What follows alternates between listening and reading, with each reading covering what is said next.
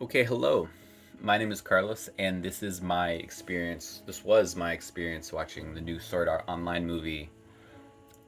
I saw the movie in theaters. I saw it in Houston at the Marquee, and I had the theater to myself, which was nice. And I was able to watch this anime on the big screen, which I'd never done before. Part way through the movie, I thought about pausing it just because I'm so used to watching anime and being able to pause it, but it's a good movie. I enjoyed it. If you've seen the first story arc of SAO, you've seen this movie essentially. So full spoilers, but there's not much to spoil in the sense that it's the story of the beginning when they find out the rules of the game until the first boss raid. So it's essentially that story. And so, just to put a timestamp on this video here, real quick, I want to read a tweet from about 5 minutes ago from Skill Up, who used to do reviews of The Division, and now he covers gaming in a broader sense. But apparently, Marvel's Guardian of the Galaxy just won Best Narrative at the Game Awards, and Final Fantasy XIV won Best Ongoing Game. So, yep, today is the Game Awards, and so that's happening. And I think it's important to this video because the movie is about games. It's about massive multiplayer online games. And not a lot of people are necessarily familiar with that community. It's definitely a quote unquote niche community. I don't consider it a niche community since I've been playing. I played RuneScape and things like that. So I'm familiar with it, and I enjoyed being able to see that in the show because there's grinding. There's a whole grinding montage, and grinding is when you're playing a video game and it gets a little bit monotonous in the sense that you're just kind of doing the same thing over and over to gain the advantages. And so it's kind of a word for sort of almost working within a video game. You're just kind of you're still playing, but it's a more fun sense of working. It's an interesting word, grinding, but it was they literally had it in the subtitles of the show, so it's fun to see those kind of gaming aspects in a movie, and I think that was my favorite part, was being able to see how the writers were able to incorporate loot drops and grinding and different areas of the map into one. So that's kind of my overall perspective, is that it is just really neat to see a gaming experience in an anime. So there's a new character, and her name in the game is Mito, and I can't remember her actual name off the top of my head, but she pulls it from there.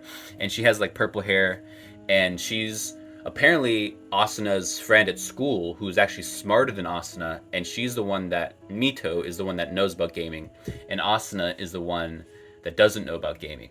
And so Asuna's a new to the game, and so she's yelling out people's full names, and she's trying to figure out how to create a character. And you see these kind of aspects of the nerve gear, like the character creation. She scans an image of herself to create her avatar, and so it's kind of cool to see all that. You get a lot of looks into who Asuna is as a character. You get more family time with her, and you get to see her brother and her mom and her dad. And so it's definitely a movie about Asuna and Asuna's experience from the beginning and all the way up to the first boss raid. So if you're a fan of Asuna, again, you're gonna like this because you're gonna get a lot of her. Kirito is obviously in the movie as well, but not really. Like, he's in the very, very first scene, and then they roll the credits, the opening credits, and then you really don't see him until maybe 2/3 of the way through the movie. So the show is definitely about Asuna, and I thought it was a lot of fun to see the gaming aspects and how they were able to show it from both perspectives. And I wish I could do more for people who maybe have never heard of video games and to kind of describe that world. But I think the show, the movie, and the show do a good job of that. So you don't necessarily have to play an MMO to understand it, but I think that was cool. That was my favorite part of it. And so I think there's Asuna, there's Mito, and there's Kirito, and there's some other characters, but that's pretty much the main cast and support characters and all that. And so the story all comes to a head when they're grinding and they're progressing through the story, and then just everything goes wrong, People get separated, parties get broken, and then obviously Kirito comes and saves the day, and that's kind of that point at which he enters the movie, and then we kind of start rehashing old scenes that we've seen before, such as that scene where Kirito and Asuna are sitting together in the dark, kind of in the city, and they share some bread and some cream, and then go, to Kirito's place and all that. So you see all these scenes that you've seen in the anime before, and I thought it was just interesting to mention that because Kirito really figures out how to motivate Asuna. He figures out that baths and cream are what really excite her. And I think it does play into Asuna's character as well, because I say all this to say that there was a lot of character depth to a certain extent. And like when people die in the game, they die in real life too. So there's like stakes to the show or to the movie. There's a scene where Mito and Asuna are in a dungeon crawling through, and they find some people that are getting slaughtered by goblins. And normally you wouldn't really think of anything, but when you know in the back of your mind that those characters are virtually getting slaughtered by goblins, but also going to die in real life, it kind of changes the way that your mind thinks of things to a certain extent. At the end of the day, it's still animated.